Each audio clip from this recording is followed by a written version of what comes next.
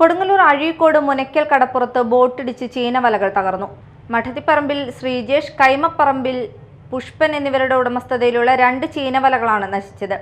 ബുധനാഴ്ച രാത്രി 10:30യോടെയായിരുന്നു സംഭവം. അഴിമുഖത്ത് നിന്നും മത്സ്യബന്ധനത്തിന് പോവുകയായിരുന്ന ബോട്ടാണ് അപകടമുണ്ടാക്കിയത്. അപകടത്തിൽ ഏകദേശം 4 ലക്ഷത്തോളം രൂപയുടെ നഷ്ടമുണ്ടായിട്ടുണ്ട്. കൊടുങ്ങല്ലൂർ പോലീസ് കേസെടുത്തു. രാത്രി ഒരു 10-20 ഇടയിലാണ് നമ്മളെ വല ഇങ്ങനെ നിൽക്കായിരുന്നു. അവിടെ നിന്ന് പണിക്ക് പോകുന്ന ബോട്ടായിരുന്നു.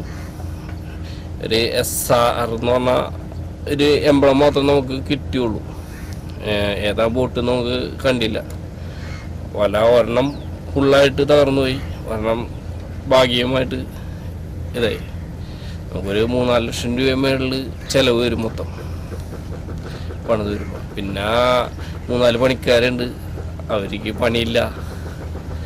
അല്ല, പിന്നെ കഷ്ടത്തിലാണ് മുന്നോട്ട് പോയിക്കൊണ്ടിരിക്കുന്നത്. ഇപ്പോൾ നമ്മൾ കൊടുങ്ങല്ലൂർ സ്റ്റേഷനിൽ പരാതി കൊടുത്തിട്ടുണ്ട്. അഴീക്കോട് സ്റ്റേഷനിൽ സാറുമാർ വന്നിട്ട് ഇതിൻ്റെ അന്വേഷണവും കാര്യങ്ങളൊക്കെ തുടങ്ങിയിട്ടുണ്ടായിരുന്നു. അവരെ കൊണ്ടാവുന്നത് എത്രയും പെട്ടെന്ന് ചെയ്തു തരാമെന്ന് പറഞ്ഞു.